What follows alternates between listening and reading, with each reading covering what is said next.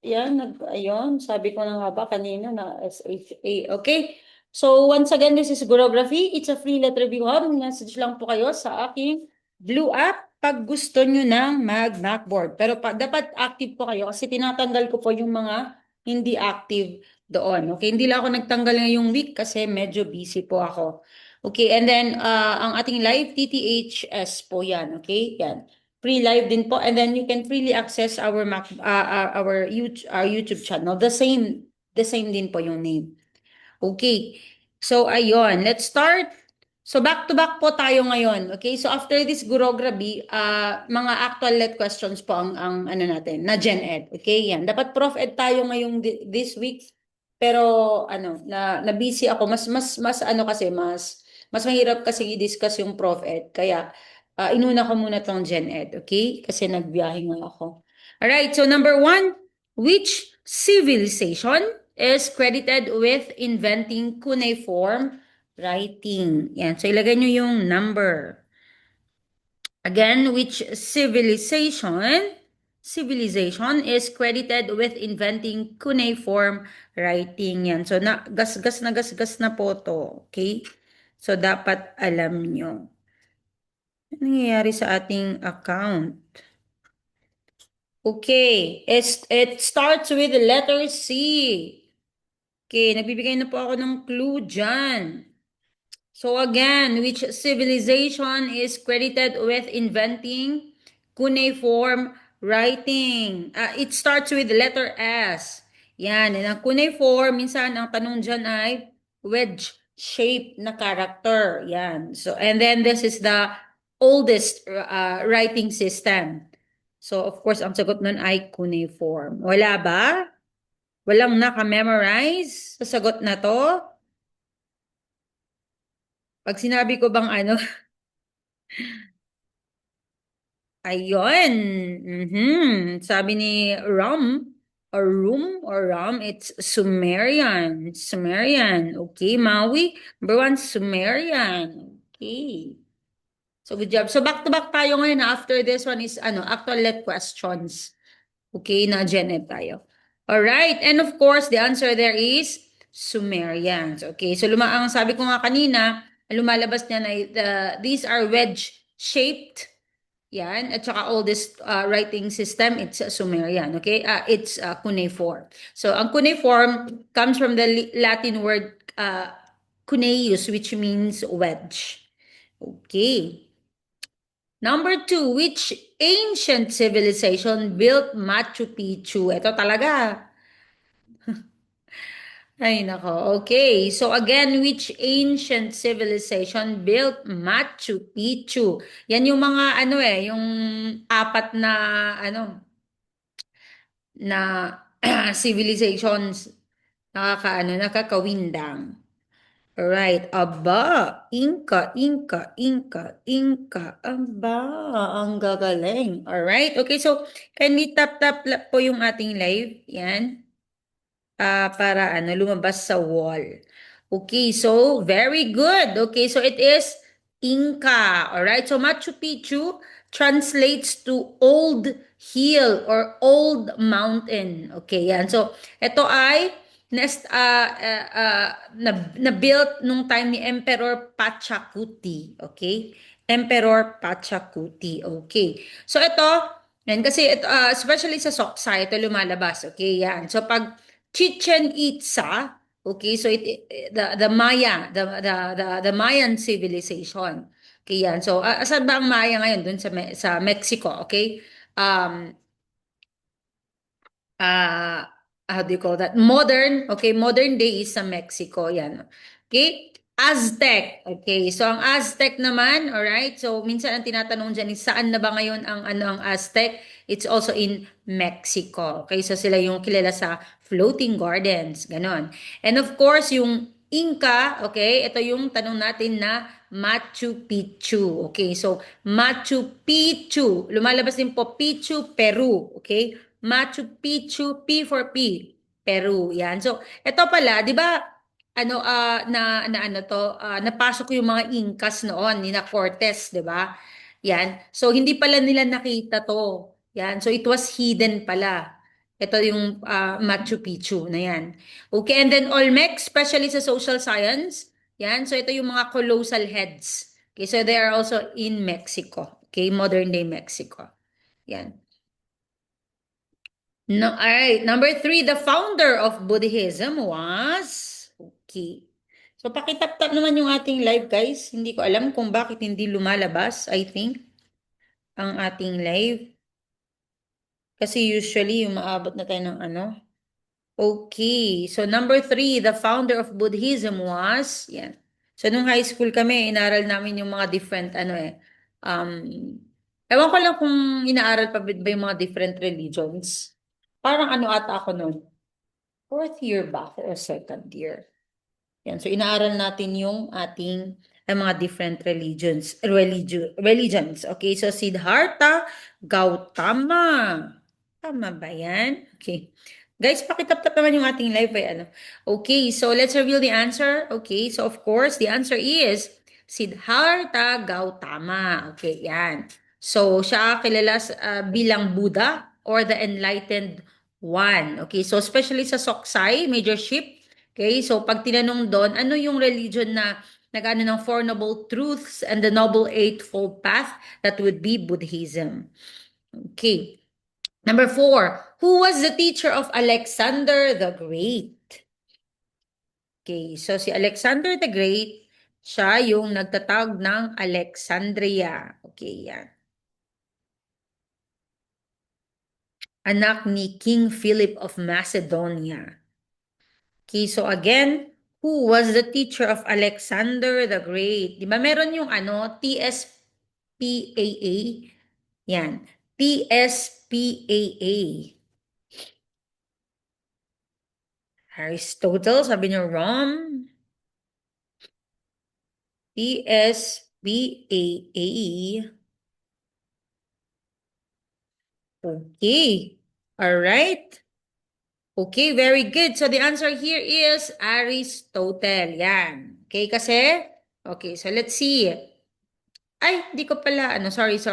Hindi ko pala linagay yon. Yung TSPA is si Thales, di ba? Tapos si Socrates, tapos Plato, tapos Aristotle, tapos si Alexander. Yan. So, ibig sabihin, nauna si Aristotle. So, student niya si Alexander the Great. Okay. Number five, the founder of Islam was... Okay, so world history kasi tayo ngayon. Okay, kasi ang Gurograbi po is thematic siya. So last time, Filipino po tayo. So ngayon naman is world history. Okay, so number five, anong nangyayari sa ating live? Meron talagang ganyan. Parang every other live ko nagaganito. Tapos next live ko, ang daming nakakapasok. Okay. Ano yung araw, ma'am? Araw. Ano yun? Ano yung araw? Okay, so the founder of... Ay, araw-araw pa ba kayo nag-live? Hindi po, TTHS lang po, TTHS. Okay? Pero ngayon, dapat Tuesday, dapat itong Gurograbi nung Tuesday. Kailang nag-travel po ako dito. So, iba-back to back po natin. So, after nitong Gurograbi natin is yung actual let questions ang palalabasin ko ngayon. Alright? Naputol, ma'am. Okay. Alright, so tama po. Okay, so it is Muhammad. Okay, yan. So, especially sa Soksai Majorship also, at tinatanong doon is yung holiest city. Okay, so it is Mecca. Pero depende, okay? Pag sa Hajj which is pilgrimage, it's Mecca, okay? Pero pag sa Prophet's tomb, it's Medina. Okay? Hindi po, it's not hindi po siya. Gen Ed po tayo, Gen Ed. Okay, yan. Pero naglalagay po ako ng mga additional information. Okay. Ang Gurograbi po ay mga high-yield Gen Ed questions.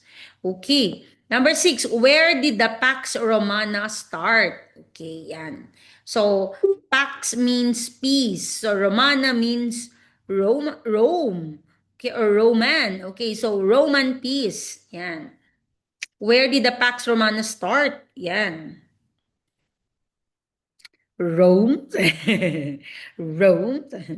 Tapos natawa siya. Okay. So how about the others? Rome, Rome, Rome. Okay. How about yung iba? Ayaw niyong sumagot? Okay, so pasensyahan niyo muna yung setup ko ngayon kasi andito ako sa sa Baguio. So medyo magulo. Alright, okay, tingnan niyo box nga lang yung gamit ko. Alright, and tama po kayo. Ancient Rome. Okay, so ito yung time ni Emperor Augustus. Okay, or Augustus. Okay? Alright. So ito yung mga kilalang Pax Romana. So of course sa Rome yan. Alright, so ito naman sa Pax Mongolica. So we can surmise it's in Mongolia. Okay, so ito yung nagkaroon ng safe trade na ginagamit yung Silk Road. Okay, and Pax Britannica, okay, so 19th century na po to. Okay, chicken pox. O yung Paxilica, umuuso yung Paxilica ngayon ha, dito sa Pilipinas. Okay, oo nga eh, sorry. Yan. So, basabihan nyo lang pa ako pag nag-birth. Okay, so, Pax Britannica, ito naman yung, so of course, sa Britain. Okay, so nagkaroon ng global stability brought to you by British Naval Navy. Yes, pasensyahan nyo na nagpo-focus siya doon kasi tawag doon, pag kasi ganyan na walang gumagalaw or nilalagay ko dito sa gitna para wala ka sana kayong nakikita, lagi pa akong RR, okay? Yan. Kasi nga parang ang sinasabi is napaka-still daw yung aking ano. So, akala nila is nagre-relive ako, which is bawal, okay? Okay? Alright, number 7, the Magna Carta was signed in, yan, so saang country yung Magna Carta, which is maganda kasi, tawag doon, na, ano dito, na nagkaroon ng ayos, okay? Or limitations yung power ng king. Okay, so Magna Carta was signed in, okay, oo nga no, saan? Saang place pala dapat? Kasi pwede ding date yan, no? Okay. So, sabi niya, England. Sabi niya, okay. O, wag kayong umalis guys ha. Meron tayong Gen Ed ngayon na mga lumabas nung ah, June 2025, which is lumabas-labas nung September at saka November and then this March. Okay, so ang sagot po niyan ay England. Yes. So nung time ni King John of England. So it's not like gusto niya, okay, na magkaroon yung ng limitations, pero napilitan siya kasi nag coup d'etat, okay, yung mga barons niya at that time. Yan. So dito din yung na-establish yung due process. Okay, ganyan. Number 8, the devastating pandemic that reached Europe in 1347 caused by the bacterium Yersinia pestis. Oh, this is high yield. Is known as the, okay. So again, the devastating pandemic that reached Europe in 1347 caused by the bacterium Yersinia pestis is known as, ayan, ba't ayaw nyo magsisagot? Okay. Yung iba pag ganito, pag marami nakakapasok, ang saya kasi yung iba, ma'am, sirit, ganun sila. Okay, sirit ba tayo ngayon? Okay. Aha. Ay, may sumasagot. May sumasagot pala dito, hindi ko kasi nakikita dito sa Bubonic, Black Death, Black Plague, ang dami ko pang hindi alam. It's okay, malalaman natin ngayon, okay? So, tama, okay, it is the Black Death, okay? It is, kasi yung Black Death kasi parang iba't iba yung nila may Bubonic Plague, may Pneumonic Plague, okay? So, Bubonic Plague it's okay. So, ang nangyayari dito is, yung kuto ng mga black rats. Okay, so pag namatay na yung rats, is umaalis sila tapos pumunta sila sa human. Okay. Number 9, who painted the Mona Lisa? Okay, lumalabas din po sa Gen Ed dito is, it is also known as the La Gioconda. Okay. So, who painted the Mona Lisa? Mona Lisa. Okay. Parang Da Vinci? Hindi iba naman, Da Vinci. Da Vinci?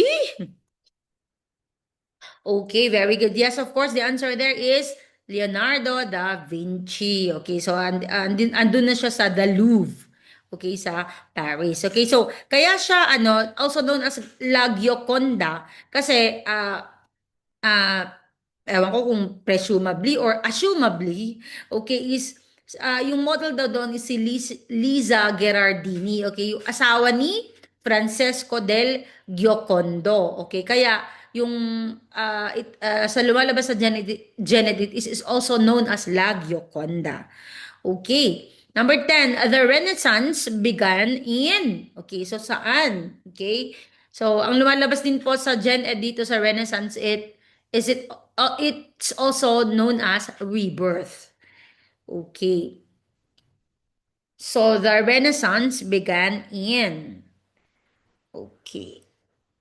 Uy, ano to, high yield to ah. Okay, so sabi, Italy, sabi ni Ryle. Okay, how about the others? Ayaw nyo talagang ano, kahit hula man lang yung iba, wala talaga. Okay, Italy, Italy, Italy. Okay. All right. Okay. So, of course, the answer there is tama. Right? It is Italy. And again, sabi ko nga, the Renaissance means, okay, or translates to rebirth. Okay. All right, number 11, the printing press was invented by, ay nako, bakit may nakalagay dyan na Filipino? All right, so ano nyo to, kasi kina-copy paste ko lang kasi yung template. Okay, so this is, ano siya, pag sinabi nating printing press, eh yun yung parang first na working printing press ha. Hindi yung mga, kasi may mga may lumalabas din po na yung printer na ginagamit yung wood block, that would be in China, okay? Pero ito yung, ano yung, he's wide known, okay, to start the working printing press. Okay, yan. Aba, ang galing. All right, tama. Okay, so the answer there is Gutenberg, okay, from Germany. Okay, ang galing. All right. Number 12, Isaac Newton formulated the law of, okay, tignan ko nga. Okay, kung may babudol pa dito. Oy, ayan. So, lumalabas yung ating live. Minsan kasi 10 minutes po, yung first 10 minutes na ano tayo, na RR tayo. So, hindi lumalabas. Yan. Okay. Hindi po social science ta. Gen Ed po to. Gen Ed. Alright. Isaac Newton formulated the law of yung ano, guys, yung ano niya, yung pinaka ano niya, yung pinaka usong-uso, si Isaac Newton. Ito yung nakita niya yung apple na nahulog, yun. Tapos sabi niya, the force that is acting on the pulling the apple is also the same with the force. Gumaganon siya. Okay, ang galing. All right. So of course, the answer there is gravity. Okay, gravity sinisit mo, sabi niya. All right. Okay, so ito yung mga ay hindi ko pala linagay kasi sobrang ano. All right. Okay, gravity. Okay, relativity naman yung isa. Okay. All right, relativity is si na common na lumalabas sa Gen Ed is si EMC squared, ano yon? Si yung hair, white yung hair niya. Sino na? My God, kalimutan. Einstein. Okay, number 13. The Treaty of Versailles officially ended which war? Okay. The Treaty of Versailles officially ended which war? Oy, Spanish-American. Di naman. Treaty of Paris yung Spanish-American. 'Di ba? Yan. So, World War One, sabi World War Two naman yung iba. Okay. Alright, mali pala, ma'am. Okay. Yan. So, yung mga ganitong treaty-treaty before, talagang ginawan ko siya na ano para hindi ako nahihilo. Okay, ano yung treaty na ganito, yan. Ginawan ko siya ng ano, how do you call that? Inorganize ko talaga siya para hindi ako nahihilo. Alright, okay, coming pa lang. Alright, and the answer there is World War One. Tama po kayo. Okay. Alright, World War Two, wala pong specific na treaty. Okay, maraming treaty po kasi yung sa World War Two. Okay, so again, World War One, ang lumalabas po niyan, lumalabas din po yung ano yung nag-start ng World War One. Okay, it is the assassination of Franz Ferdinand. Okay, sino yung lumalabas din po, sino yung nag-assassinate? Si Gavrilo Princip. Okay, yan, so Treaty of Versailles. Okay, ito namang sa World War II, ano yung nag-start, nag-invade ng Germany ang Poland. Okay, yan. Pero yes, may nabasa po talaga ako na how do you call that? Kumbaga sa Asian version naman, ito yung pag-attack ng Japan sa Pearl Harbor. Ito din pala sa ano is pag-attack ng China, ay hindi, ng Japan dun sa China, okay, sa World War One, sa Manchuria, okay, sa World War One yan. Okay, yan, yes, yung Serbian, yes, Serbian po si Gavrilo Princip. Okay, so dalawa yung lumalabas na, ano, na treaty, okay, ito yung 2+4 treaty, okay, ito yung sa Germany, okay, sila yung nag-unconditional surrender. At saka yung sa Japan naman, ito yung Treaty of San Francisco. Okay, kasi sa San Francisco, linagdahan. Okay? Number 14, Adolf Hitler became the absolute dictator of which country in the 1930s? Okay. Pakitap-tap naman yung ating live while nanonood. Okay, so idiretso na natin sa ano mamaya, sa Gen Ed, okay? Hindi na natin i-off yung live. Okay, baka mahirapan na namang makapasok yung iba. So Adolf Hitler became the absolute dictator of which country in the 1930s? Okay, so Germany, Germany, Germany, Germany. Guys, pakitap naman yung ating live. Okay, yes, tama. Okay, Germany, and he led the Nazi party. Okay, so since marami na po kayo, so ang ating free live is Tuesdays, Thursdays at saka Saturdays. Yeah, not every day, okay? I wish kaya ko yung everyday. Okay, pero hindi po. Alright, nagkataon lang, ang Gurograbe po talaga is Tuesday. Pero nagkataon na nag-travel po ako ng Tuesday coming here, so i-back to back ko na lang siya para wala tayong ma-miss. Okay, yan. And we also have free Macboards, yan. So, daily Macboards, mag-message lang po kayo sa Blue App. Lagi ko pong sinasabi, pag nag-message kayo, sa Blue App na po. Bakit? Kasi, doon din po yung GC, yan. So, mapapagod lang po ako na magre-reply dito sa ano, tapos ipapasa ko lang din po kayo sa Blue App. Yan, meron din po tayong YT, okay? Meron na tayong YT channel, yan. So, the same name, Gurography din po. Okay, so you can access the videos there na for free. Okay, all right. Yan. Okay, so ako na yung nag-organize for you. Okay, so si Benito Mussolini, sa Italy siya. Okay, ito yung mga kilalang dictators. Okay, so Adolf Hitler, Germany. Okay, so this is Joseph Stalin sa USSR at the time, si Mao Zedong, of course, sa China, at saka si Napoleon Bonaparte sa France. Okay, yan. So, hindi ko na po babasahin yung mga to. Okay, linalagay ko lang po yung mga ganito, complete. Kasi, pag linagay ko po sa YT, you can screenshot and then you can do further reading. At least naman, guys, na ano ko na siya, na-organize ko na siya for you. Okay? Alright. Alright, number 15, the Holocaust primarily targeted, okay, blank. Okay, so sino ba sila? Okay, yung primarily targeted kasi marami naman silang na ano, pero na genocide, pero primarily. So ano yung ano nila?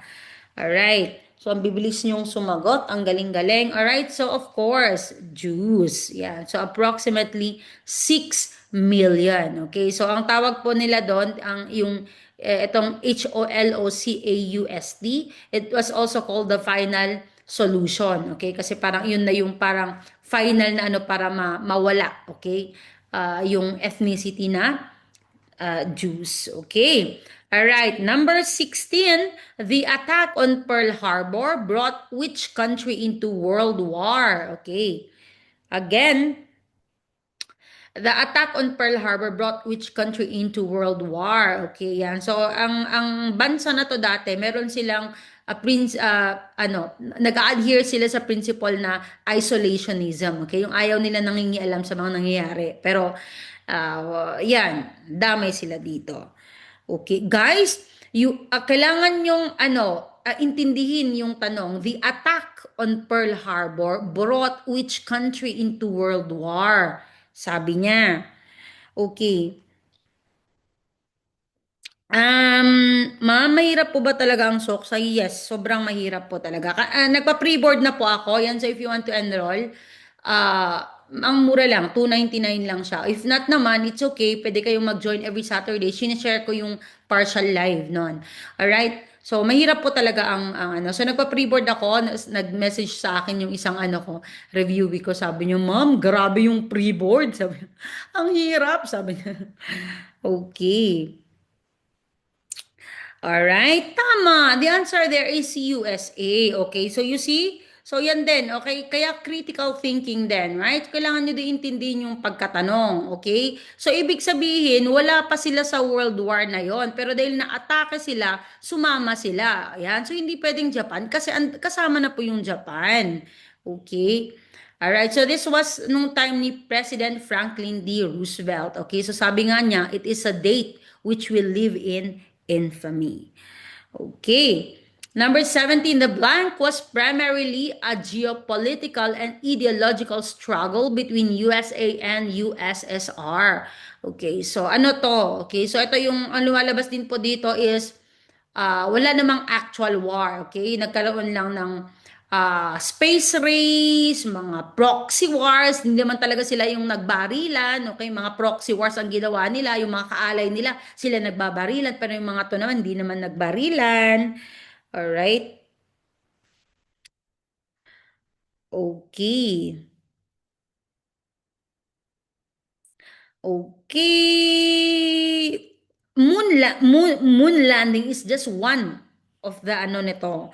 Alright, tama po kayo dyan. Alright, the answer there is Cold War. Okay, so ito yung Cold War, ito yung na-establish yung NATO. Okay, kasi di ba, lumalabas din po to ha, yan. So, nung ano, meron yung Warsaw Pact. Okay, yan. So, which was led by USSR. And then, to answer yung Warsaw Pact, in-establish yung NATO. Okay. Number 18, which country hosted the first modern Olympic Games? Okay, so pwede nyo, kahit hindi nyo alam yung tanong na to, paganahin nyo yung imagination nyo.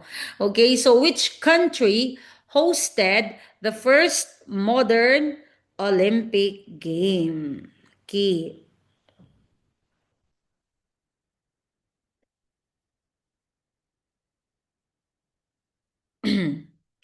Okay, ayan, oh, 'di ba? Napagana nyo. Tama, 'di ba? Kasi alam naman natin, 'di ba? Kaya nga ang Olympic Games, meron sila yung mga pa-olive-olive dito. Okay? So tama at is Greece. Okay? So Pierre de Coubertin is the father of the modern Olympic Games kasi siya yung unang nag-organize nitong first Olympic Games. Okay? So again, the father of the modern Olympic Games is si Pierre de Coubertin. Okay, hindi ko alam kung ganun yung pagka-pronounce, alright? So this was in 1896. Tama, it was in Athens. Tama po kayo dyan. Galing. Number 19, which civilization built the Great Pyramid of Giza? Ewan ko na lang kung magkamali pa kayo dito. Okay? So number 19, which civilization built the Great Pyramid of Giza. Okay, so tignan nyo, civilization, yung tinatanong. Okay, baka may sumagot na naman dyan ng bansa. Okay, civilization na nga yung tinatanong. Galit yarn. Okay.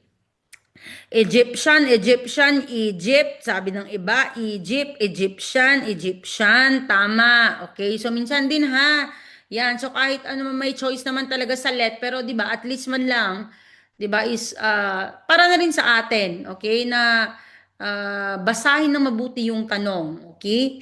Alright, so tama po kayo dyan, okay, Egyptian, okay, nung time ni Khufu, okay?